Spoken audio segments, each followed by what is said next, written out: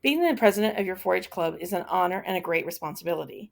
This video will give you the knowledge and skills you need to become a 4-H super president.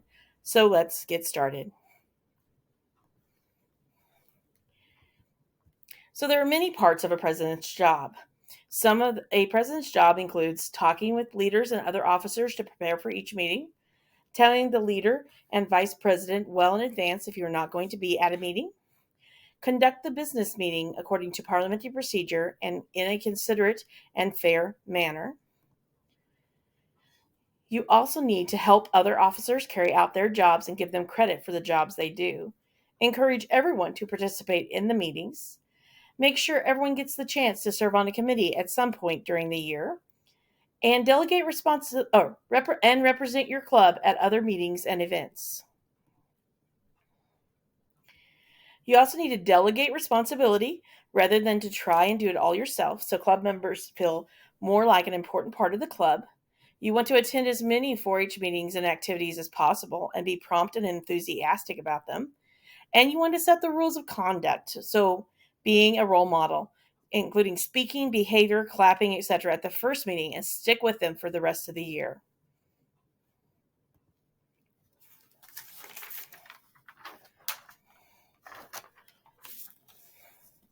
So there are 4 basic principles to parliamentary procedure.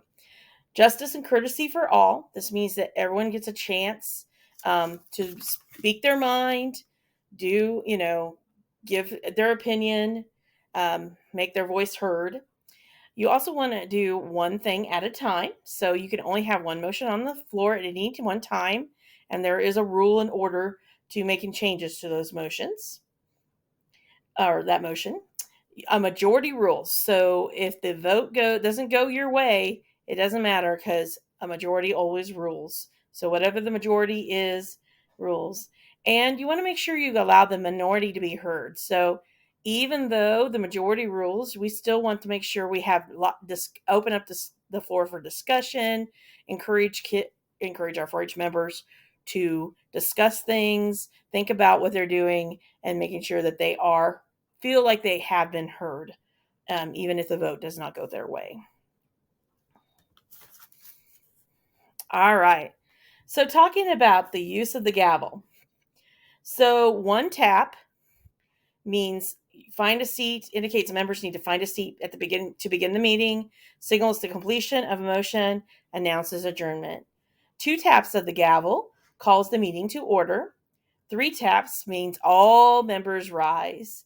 And a series of sharp, loud taps is meant to restore order. This would be used in cases where maybe you've had recreation and you need to bring the meeting back to order, or maybe committee meetings, any of those things. Or if there's just a lot of discussion and people are talking over each other instead of standing and waiting to be called on by you, the president. All right. So, how to make a motion? Well, a basic motion is where the president says, "Is there a motion?" And the first member says, "I move that," whatever it is. So it can be, "I move that, the club take a skating party." Sometimes the member also goes, "Madam or Mr. President," and then waits for the president to call on them, like I would say Carla. And then I'd say, "I move that the club go on a skating party." The president then asks for a second, unless there's a second given right away, and a second member stands up and says, "I second the motion," or "I second it," is acceptable as well. Then as president, you say it has been moved and seconded that, and you want to make sure you restate the motion. So if you're doing my example where you're having a club skating party, it has been moved and seconded that the club have a skating party. Is there any discussion? And this is where you want to make sure you give enough time for members to discuss the motion when the president calls on them. So they can stand up and say, "Mr. President," you let them have their discussion, or "Madam President," whichever one you want to do, and then go on from there. But you do want to make sure you pause for a time to give those members that voice, going back to those 4 basic principles of parliamentary procedure, which is allow the minority to be heard. So we want to make sure, and that we have justice and courtesy for all. So we want to make sure that we allow people to have their say, and that might mean pausing for a few minutes until they're done, and allowing them to, get up and say. So after you've had discussion, unless the discussion is getting out of hand, the president will say, "We will now vote," and all those in favor say yes or aye. You pause for that vote, and then all opposed say nay or no. And you pause for that vote. And then, depending on which side wins, you'll either say the motion was carried or the motion was failed. Carried means the yes vote won, so that means you're going to do that motion carried or won, the yeses won, and you will do that, whatever the motion said. If it fails, a no vote, then you will not do those. And then you want to tap your gavel once to say that the motion has been completed. Okay, so in Kansas 4-H, we use the 4-H club meeting wheel to kind of tell us how the meetings are. So there's different parts of a meeting, as you know, and this is one of the ways we can kind of keep our meetings on track and keep going. So, parts of a meeting. Opening. This is a good time to learn about your fellow club members, and it will set the mood for the rest of the meeting. Depending on the amount of time, it can include a get acquainted activity for a large club or traditional opening of the Pledge of Allegiance, the 4-H pledge, a song, and roll call. Roll call can be answered in many ways to better get to know the members, such as a favorite color, birthday month, favorite teacher or subject, middle name.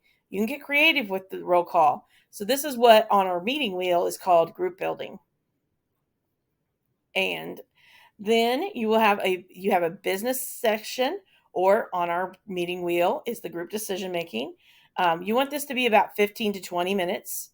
And it's to be sure to use proper parliamentary procedure during all business sessions. Business sessions should be only held when there is specific business to transact.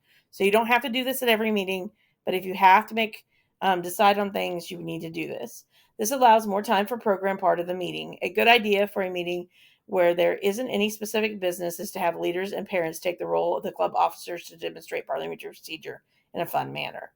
When having a business meeting session, it should include minutes of the last meeting, officer leader reports, committee reports, unfinished business, new business, and adjournment.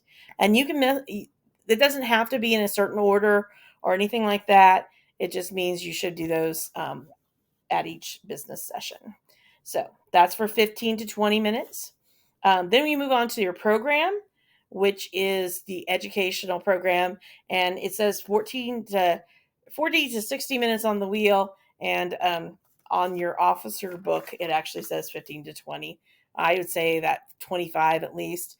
The longer, you can have longer when you talk about all these things. This is the heart of most 4-H meetings and often includes project talks and demonstrations by club members. It's important that your program be educational because 4-H is all about learning, leadership, citizenship, and life skills. This is also a good time to have a goal setting session or team building activity. Other ideas could be community service activities, guest speaker, project tours, supervised work on projects or record books. You can also have, any kind of show and tell, different videos, films, media, but they do need to be part of an educational program. So about a project or something you're doing. And then we move on to recreation, which goes back to that group building part, which is kind of our opening as well. And that is 10 to 15 minutes or about for recreation. And through recreation club meetings, members learn to create their own fun, cooperative, give as well as follow directions and better understand themselves and others. Some clubs schedule recreational activities while waiting for all members to arrive. Some prefer to have this at the end of the meeting. Simple games and activities use up excess energy and can teach information or skills by using experiential learning model to process the activity.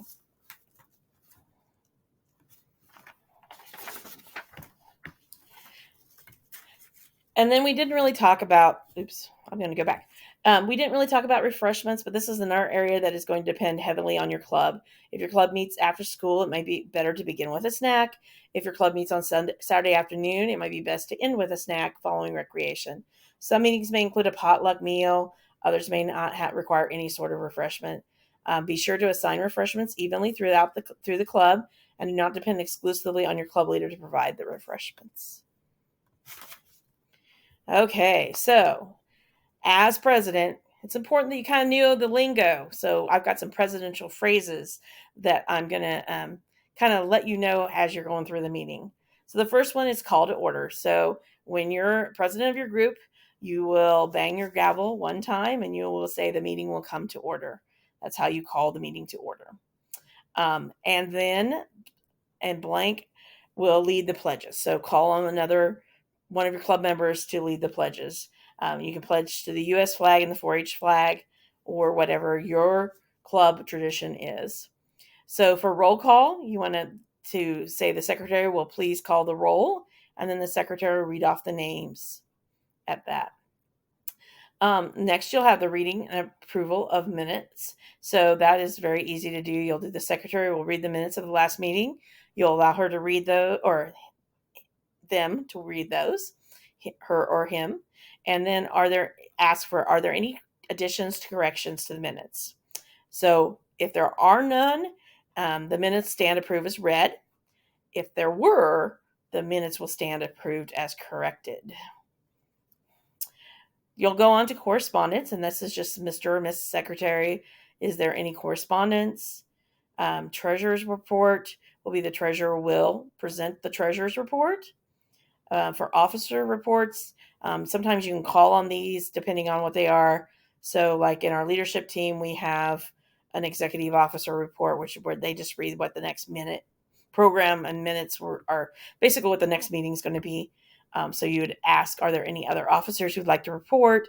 This would also be your reporter, your historian, any of those. You could have song leader under here, any of that type of thing.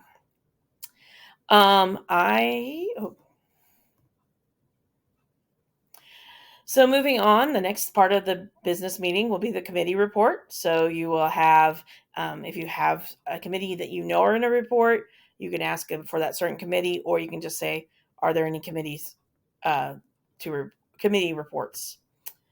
And then you have leader reports and project reports. That would be basically similar. Project reports would be if you have project leaders who are doing meetings or anything like that. Going to unfinished or old business. Present any old business you know about. You should get this information from the secretary and your club leader. And then ask, is there any more old business?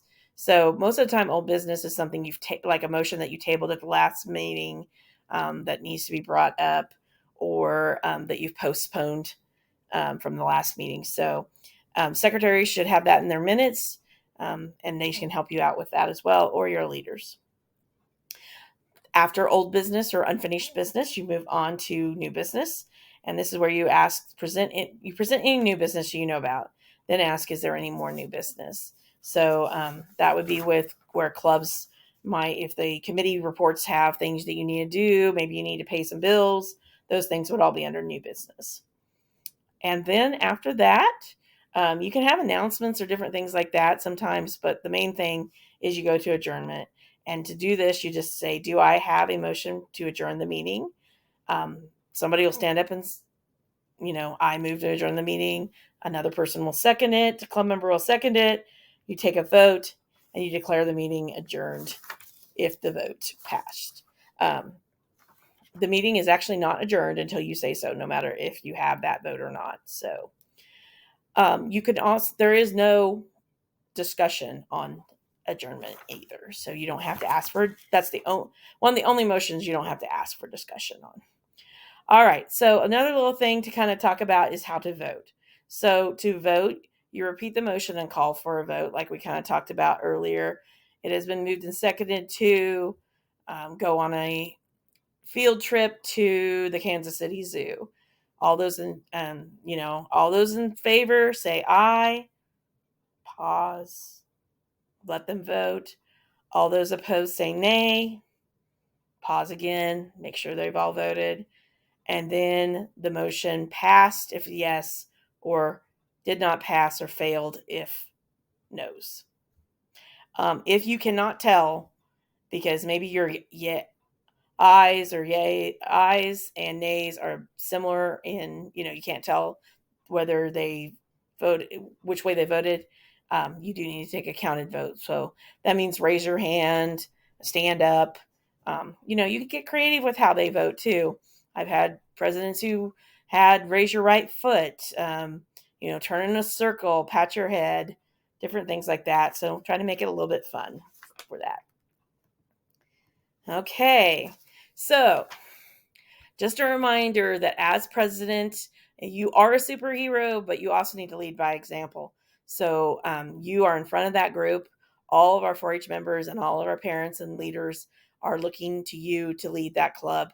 And it is an important job, but I know you all can do it.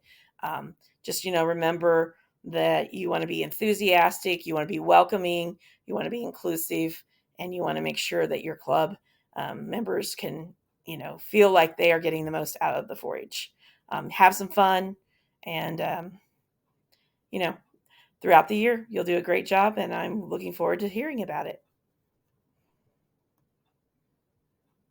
So next, answer the questions after this video.